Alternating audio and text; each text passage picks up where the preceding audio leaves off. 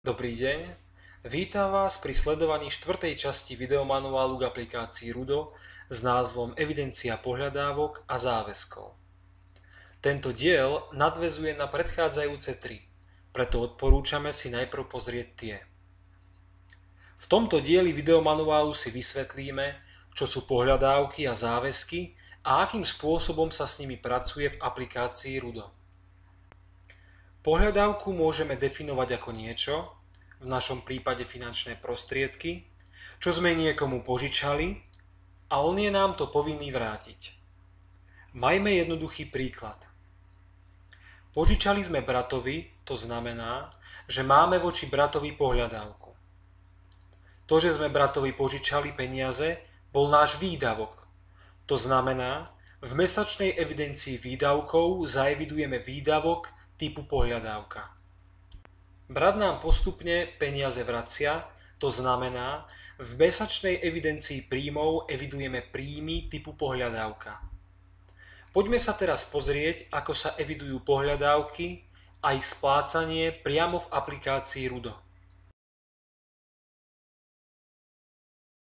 Povedzme, že v januári sme bratovi požičali 300 eur.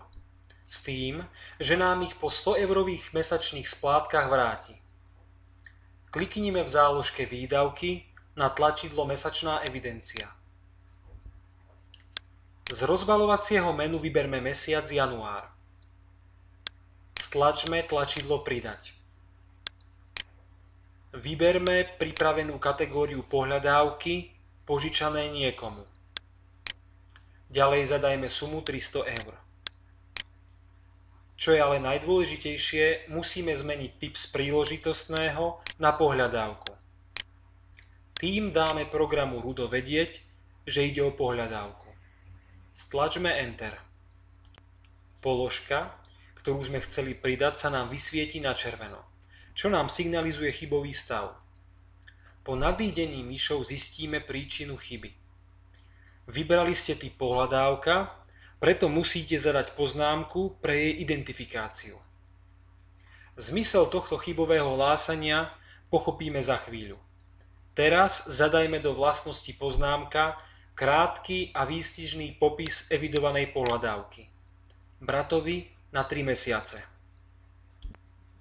Teraz poďme nasimulovať to, že nám brat mesačne pôžičku vracia. Kliknime v záložke Príjmy na tlačidlo Mesačná evidencia. Z rozbaľovacieho menu vyberme mesiac február. Stlačme tlačidlo Pridať. Vyberme pripravenú kategóriu pohľadávky vrátené od niekoho. Ďalej zadajme sumu 100 eur. Pozor, znova musíme zmeniť typ z príležitostného na pohľadávku. Stlačme Enter. Položka, ktorú sme chceli pridať, sa nám vysvieti na červeno, čo nám signalizuje chybový stav. Po nadídení myšou zistíme príčinu chyby. Vybrali ste typ pohľadávka, ešte musíte vybrať konkrétnu pohľadávku. Teraz musíme spojiť, alebo lepšie naviazať práve evidovaný príjem typu pohľadávka s predtým evidovaným výdavkom typu pohľadávka. Ináč povedané, musíme dať vedieť aplikácii Rudo, že brat, ktorý si od nás požičal, nám teraz peniaze vracia. Akým spôsobom to zrealizujeme? Pre tento účel slúži posledný stĺpec tabuľky s názvom Pohľadávka. Kliknime do poslednej bunky a v rozbaľovacom menu nájdeme všetky výdavky typu pohľadávka, to znamená všetky naše pohľadávky. V tomto momente sa vysvetľuje chybové hlásenie, vybrali ste typ pohľadávka, preto musíte zadať poznámku pre jej identifikáciu. Ak si pamätáte, do bunky poznámka sme zadali text, podľa ktorého dokážeme identifikovať pohľadávku medzi ostatnými pohľadávkami. Výborne. Simulujme ďalej bratové splácanie dlhu voči nám ďalší mesiac. Z rozbaľovacieho menu vyberme mesiac marec. Stlačme tlačidlo Pridať. Vyberme kategóriu pohľadávky vrátené od niekoho. Ďalej zadajme sumu 100 eur. Pozor, znova musíme zmeniť typ z príležitostného na pohľadávku. A v poslednom stĺpci tabuľky s názvom pohľadávka znova vyberme bratovi na 3 mesiace. Stlačme Enter.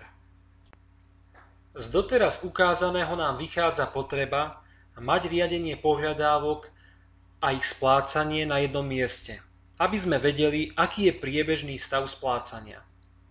Presne na tento účel slúžia tabuľky, ktoré sa zobrazia po stlačení tlačidla v záložke pohľadávky a záväzky v sekcii pohľadávky s názvom Evidencia. V hornej časti pracovného priestoru vidíme tabuľku s názvom Pohľadávky, výdavky požičané niekomu, ktorá obsahuje všetky naše evidované pohľadávky. V našom prípade je to jedna. V spodnej časti vidíme tabuľku s názvom Splácanie, príjmy, vrátené od niekoho. Tu vidíme všetky splátky hore vybratej pohľadávky. Úplne na spodku pracovného priestoru vidíme informácie o stave vybratej pohľadávky. V našom prípade je jasné, že chýba ešte 100 eur.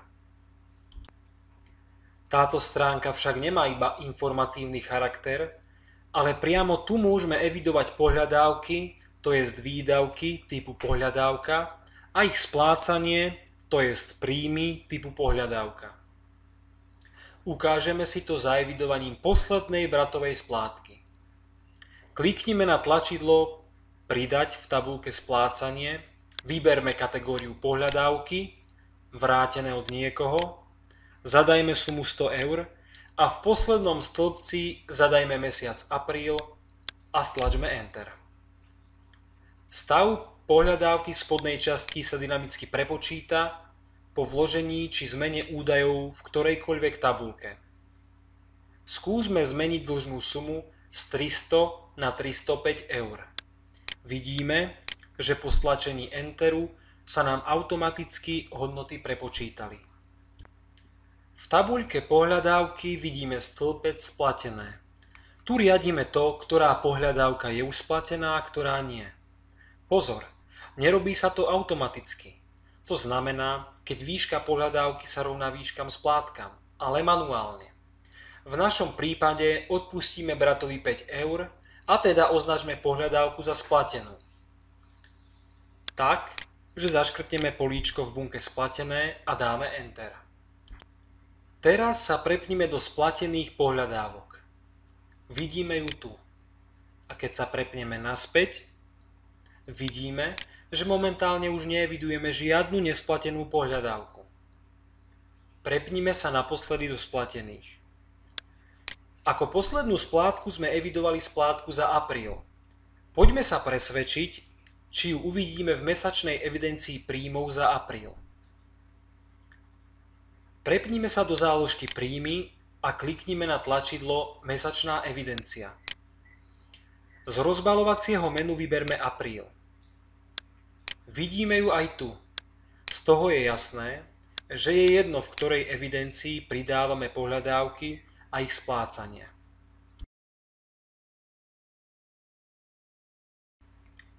Teraz prejdime v krátkosti k ďalšiemu typu, a to záväzok. Záväzok môžeme definovať ako niečo, v našom prípade finančné prostriedky, čo sme si od niekoho požičali a sme mu to povinní vrátiť.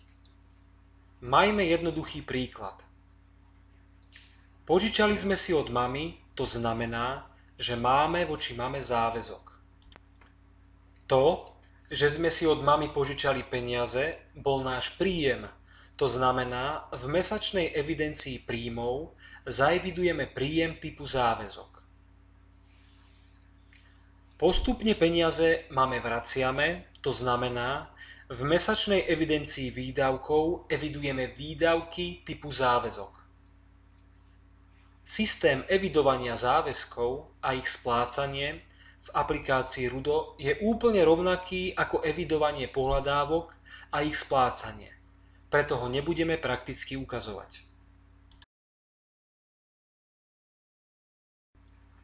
V tomto videu sme si ukázali, akým spôsobom evidovať pohľadávky a záväzky. Videli sme, že Rudo má na tento účel zvlášť záložku pre vaše väčšie pohodlie a prehľad. Vďaka za sledovanie a pozrite si ďalšie videá online na stránke www.rudo-budget.com.